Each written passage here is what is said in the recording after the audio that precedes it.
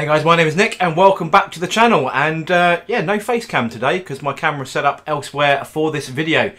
So the bigger FAQ 2.0 did indeed drop, and as promised by Games Workshop, twice a year we will get an FAQ. So in this video I'm going to run through all the changes. I'm going to do some video demonstrations of how that affects certain things, and then just a general conversation about some of the changes, how I think that's going to work, how it's affected certain things. It's not a fully exclusive every errata of every codex, but does focus on the main rulebook, the FAQ, and a few key changes that have come about. But let's get straight into the video.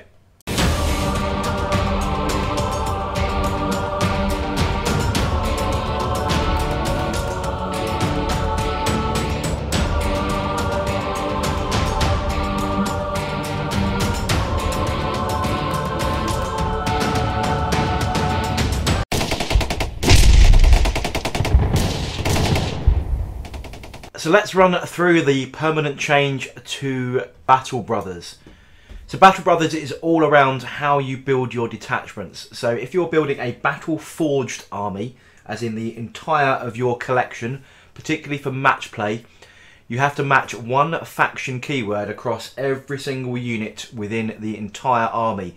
So if you're running a battalion and a vanguard, both of those detachments can be united by any faction keyword, such as Chaos, such as Imperium, Aldari, Ynnari or Tyranids. However, within each detachment, your battle forged army must also share a faction keyword, obviously. However, that keyword cannot be Chaos, Imperium, Aldari, Ynnari or Tyranids. So let's take a look at the example on the screen.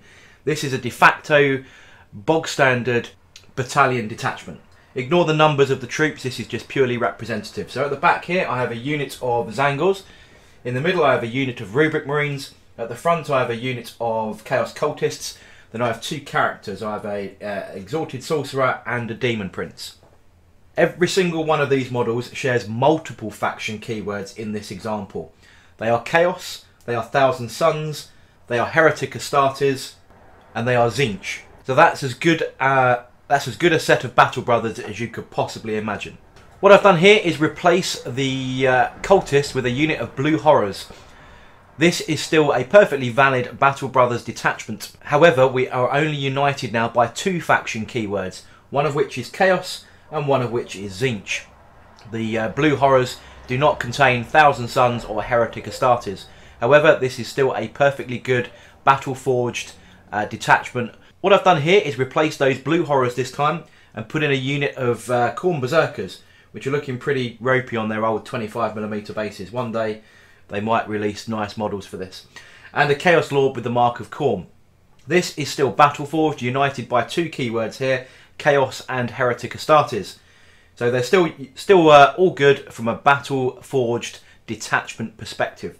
There are obviously negatives to this though, because the Sons of Magnus abilities here are going to be completely lost, because you need to have an entire detachment containing the Thousand Suns keyword, and that would be the same for the Blue Horror example as well. So although this is a perfectly legit and legal unit, it's not going to offer you the advantages that you need from your codex. So how do we break this detachment with this Battle Brothers new rule? So on the screen now, what I've done is replace those Cornate guys with a unit of Plague Bearers. Plague Bearers still share the Chaos keyword across the entire force here. However, they share nothing else in the faction keywords. Plague Bearers have Demon and Nurgle as their other faction keywords, none of which are shared by the rest of this unit. But because Chaos cannot be used to unite the detachment, this is an illegal detachment. So just remember then, Chaos can unite the entire army that you have. So for example, if these Plague Bearers over here were part of a different detachment to these guys here, that is perfectly fine. What these guys can't be is mixed in with this detachment itself. The faction keyword of Chaos cannot be used to unite the forces within a single detachment. So why is this important for you guys to know about? This is because of the soup terminology. Now soup refers to the ability to mix and match all kinds of different units, all united by those higher level faction keywords that we've already mentioned, so the Chaos and the Imperium and so on. And what this is preventing is, as much as possible, detachments being formed of more nefarious characters with their buffs that could be spread across units that they were never really intended to do.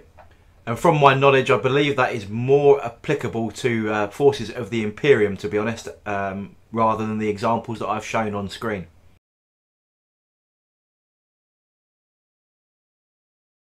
Final beta rule from April that is now permanent is Psychic Focus. With the exception of Brotherhood of Psychers for the Grey Knights and Brotherhood of Sorcerers for the Thousand Suns, you must add 1 to every warp charge value of Smite for each attempt, whether successful or not, up to a maximum warp charge of 11. So on the screen then, let's talk about that. So I have 3 Farseers from my Aldari collection, my Iyanden forces. So in this example here, all 3 of these guys are going to attempt to smite this poor Khorne Berserker down here. The first Psyker must cast Smite on a minimum of a 5. So in this example here, the 5 is rolled, the Khorne Berserker immediately takes D3 mortal wounds. So with this roll being successful and this Khorne Berserker being killed, he is now out of the picture. The second Psyker wants to take aim as a new unit of Khorne Berserkers has magically appeared. This guy now needs more than 5, he now needs a 6 because we are now +1 to the casting value of Smite. And in this example here, he only rolls a 5 again. 5 would have been successful in prior to the FAQ. However, 5 is now no longer successful. My third Farseer wants to then try and attempt to smite him. We've already had a 5. He needed a 6. This guy will actually need a 7, regardless of the fact that this one failed. He will need a 7. And in this example, he rolls an 11. An 11 causes D6 mortal wounds. This guy's only got 1 wound, so it doesn't really matter. But he is gone. So you have to remember 5 for the first attempt, 6 for the second, 7 for the third attempt, and so on, +1 for every subsequent attempt, even if one of those attempts is a fail. So let's talk about targeting characters and some prime examples of the new rule. So what I've got in front of us now is a Fire Prism, a unit of 5 Zangors, and a Demon Prince. So previously, this is not an unusual scenario. We have a screening unit here, and the nearest visible character to the Fire Prism is the Demon Prince. However, because he is under 10 wounds, he cannot be targeted by the Fire Prism. The Fire Prism can only shoot the Zangors. Even though he is clearly in line of sight, he is not the nearest unit to the Fire Prism. Now what happened with the beta rule was the addition of secondary characters. So I'm going to place another Demon Prince behind the lead Demon Prince. At this particular moment in time, again, nothing changes. Both of these characters under 10 wounds cannot be targeted by the Fire Prism. The Fire Prism has to go here. However, what changes here is if you have another unit that comes along and blows these guys away, these guys are now out of the picture, you now have 2 characters. Now before the beta rule of targeting characters came out back in April, you could only shoot this guy. This guy is the nearest character. This guy could not be targeted. With the beta rule addition, which is now permanent, this guy is ignored for the purposes of shooting this guy. So you can now pick and choose which of the characters can be targeted in this scenario. Now I do believe the main cause of this was that certain characters, I think there's a particular assassin character for the Imperium forces, can only be hit on 6s. So what you would do is you'd put your can only be hit on 6s character in front. He would sit here like that, and all the other characters behind him, you know, you couldn't pick on them. You had to shoot the guy that you could only hit on 6s. And I believe that is the main cause of that rule change. That anything under 10 wounds does not count when you're picking your characters to be a valid target. One of the key tricks that's still in play though is that even though you may not have line of sight to a hidden unit, so in this example, imagine these Zangors are underground here and they're behind this this piece of terrain. The nearest target for the Fire Prism is the Zangors. The Zangors are out of line of sight, so we can't actually shoot them. However, they still count as the nearest unit to this character. So the Fire Prism, even though he can see him quite clearly, but can't see his only target that is nearer, these characters still cannot be targeted. So we have some new beta rules to worry about now. So if we cast your mind back to the FAQ of earlier this year, there was a change to the way that tactical reinforcements could arrive on the battlefield. Now that beta rule back in April was that only half of your army could be placed in reserve, and that was based on the power level of each of those units. The first change is that that is now going to be replaced with half the value of your army in points, as a lot of players are playing more match play than they are playing open or narrative play. So a big change there in power level versus points. Now earlier in this year also, if you were going to deep strike your unit from any kind of source, whether that was a teleportarium or a warp or whatever source that was coming from, in turn 1 they could only arrive in your deployment zone, and then from turn 2 onwards they could arrive anywhere on the battlefield more than 9 inches away from an enemy unit. That's now been completely rewritten in this beta rule, is that on top of the point system, no unit whatsoever can arrive via deep strike at any point in turn 1 whatsoever. So the bit about arriving on turn 1 in their own deployment zone is gone and been completely replaced with only arriving from turn 2 onwards. And if nothing arrives after turn 3, that unit is considered destroyed. Now there are a number of stratagems that overruled this, and this was where some of the confusion came, which is why that rule has been rewritten, and a bunch of stratagems have been rewritten to go with it. For example, the Raven Guard Infantry Strike from the Shadow stratagem allowed you to basically deep strike a unit more than 9 inches away, and did that really overrule that new beta rule. So in order to remove that confusion, so Alpha Legion could do it, Raven Guard could do it, and also Styges 8 Adeptus Mechanicus units could do it. They could all have a similar effect. It was called a different thing, so Forward Operatives, Clandestine, Infiltration and Strike from the Shadows. What that allows them to do is get a free 9-inch move instead of that deep strike ability. That 9-inch move cannot end that unit's move within 9 inches of an enemy model. So in effect they get kind of a scouting move instead of a deep strike move. It's a bit of a nerf quite heavily on those 3 forces that rely on stealth and infiltration. But in order to keep a commonality and not allow one type of faction to be overpowered compared to another, it's become a uniform ability and a uniform change to that stratagem. 2 new beta rules have come into effect with this new FAQ being beta. Obviously they're still optional. The first one is prepared positions. Now we all know that going first is super powerful, going second can really ruin your day. So in order to try and alleviate some of the damage that you might take in turn 1, you can use prepared positions for 2 command points. And this in effect puts all of your units, except those that are Titanic, with the benefit of cover. So even if these units are not entirely in or on a terrain feature, they now count as if they're in cover, which will mean they're getting +1 to their save. Units already in cover don't gain any kind of stacking ability there to make that really powerful, but 2 command points is very expensive, and but being army wide, it needs to be a good chunk of your points already. The second new beta rule is tactical restraint, and this is to stop command point farming going completely out of control. So for example, I have Helm of the Third Eye within my Thousand Suns force, which is a relic. Every time my enemy uses a stratagem on a roll of a 5+, I regain a command point. So if I'm facing 2 brigades from an Imperial Guard faction, for example, who have something like 20 odd command points, that's a lot of potential command points I can regain. This of course can take me well over my original starting number of command points. With this new change then, each time an enemy uses that stratagem, and I'm using my Helm of Third Eye for the example, I can continue to roll for that 5+ up until the point in that player turn that I've gained my 1 point back. So if my opponent uses multiple stratagems across multiple phases in his player turn, once I've gained my 1 command point back, I don't need to roll anymore, that is it. So if you get it back on that first stratagem that they use, you don't need to roll anymore, and you're not going to be regaining or gaining, potentially, dozens of command points back. There are a couple of additional examples you can read on screen there. There are certain abilities that you can, depends on the cost of the stratagem to roll for those command points back, but basically you can't keep farming.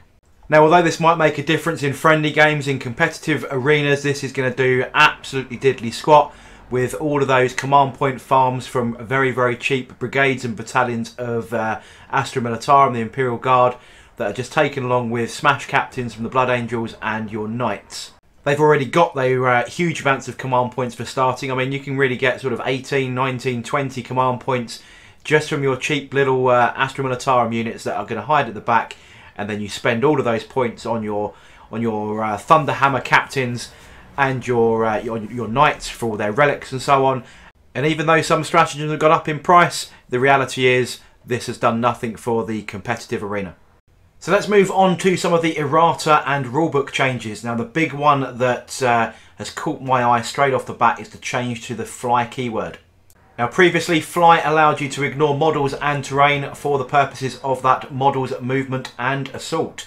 It just ignored it in all phases. That's now been clarified to only allow you to ignore models and terrain in the movement phase only. Now let's go to the camera down and have a look at an example of why that's the case and what the big change really means. So let's take a look at how this affects this Demon Prince who wants to assault this Chaos Lord over here, a rival faction from the Chaos Dark Powers. So at the moment, what you can do is you can move as if you're flying and get to here quite happily, thank you very much. And then you can declare a charge on this guy over here. And then because you can fly in the assault phase, you can completely ignore these guys here, jump over here, and then he can get into combat right here. With the change of this rule though, the fly keyword does not come into effect in the charge phase. So once you get to here, and you now want to charge, you can't bypass these models. So if you roll, you know, the required distance there is about 6 or 7 inches. You can't, you know, get around. You could get around that if you rolled a big enough charge, I guess. But imagine this unit is a lot bigger and really blocking the ability to get through here. You know, you can only charge these guys here. Now the fly keyword is not in effect in the charging phase. This is going to affect an awful lot of troops in the game. So for example, Necron Race have the fly keyword. They like bypassing troops and going straight across, blocking or screening units. Any jump pack troops, any orcs with rocket packs, Zangor Enlightened, anything with fly keyword that you want to use to try and get past this infantry screen to something a bit more juicy behind, you're now not going to be able to do it. Now probably the biggest effect of this fly keyword change during the movement phase only is this example here. My Demon Prince is up here, he is more than 9 inches away, he's deep struck in, and he's more than 9 inches away from this lowly little berserker here, measuring from, you know, this distance point to point, as it were. When it comes to assault though, because he ignores all the effects of terrain, his assault onto this guy here is measured horizontally. So actually he could have just a 3-inch charge, and yeah, not exactly in the spirit of the game, right? So a little bit nefarious. Even if he was under here, you could have a potential 0-inch charge, even though he has arrived 9 inches away from whichever ability he's got to this position with. Now this is a big change. It certainly appeared in a lot of tournaments. I know some people have elected to actually play it fairly, that you still have a 9-inch charge that's required for, you know, everyone else who's got to do it. Why shouldn't guys with the fly keyword have to do it? I know some people have played it honestly and some people have not.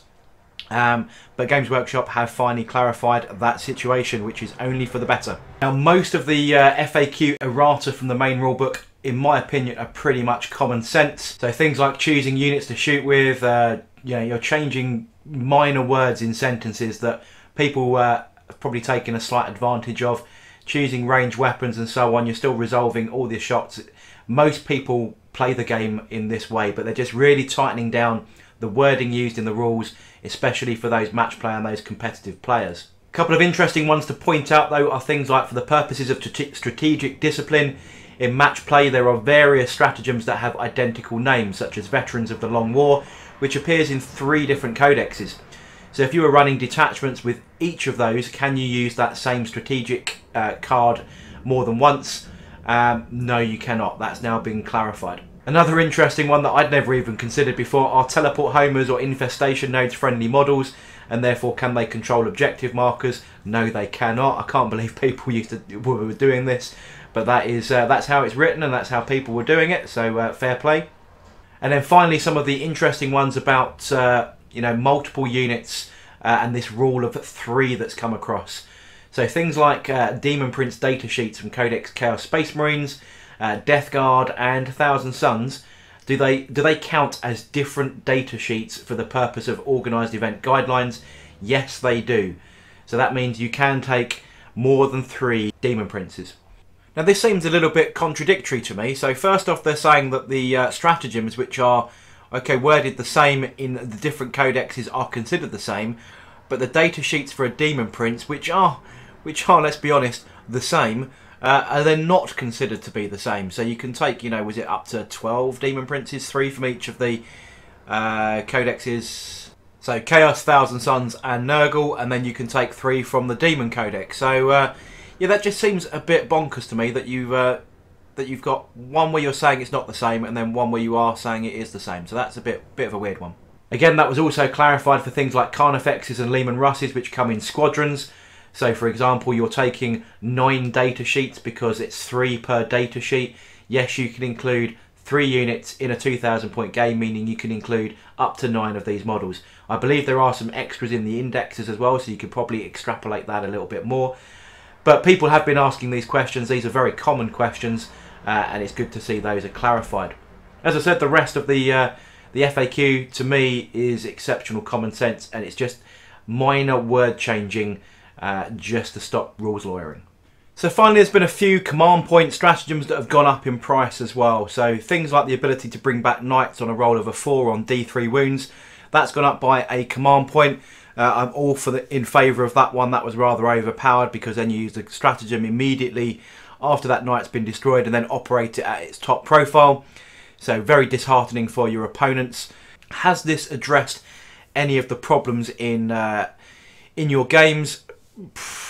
The command point changes, as much as they're in the right direction, I think they really affect mono-faction players more than they affect the soup players. So competitive players are very soup based. They're looking to still match and gain as many command points as they possibly can and apply it to their most powerful units. Whereas your mono faction, so if you're a Blood Angels player, the change to Upon the Wings of Fire is going to really affect these guys if you're, when you've only got, limited command points because you're playing a single faction. But the reality is your Smash Captain, which is your Blood Angels captain, who's running with a, the relic, what's it called here? I've got the book here. The Angel's Wing, which allows you to re-roll charges when you're equipped with the Angel's Wing and your opponent can't fire Overwatch at them.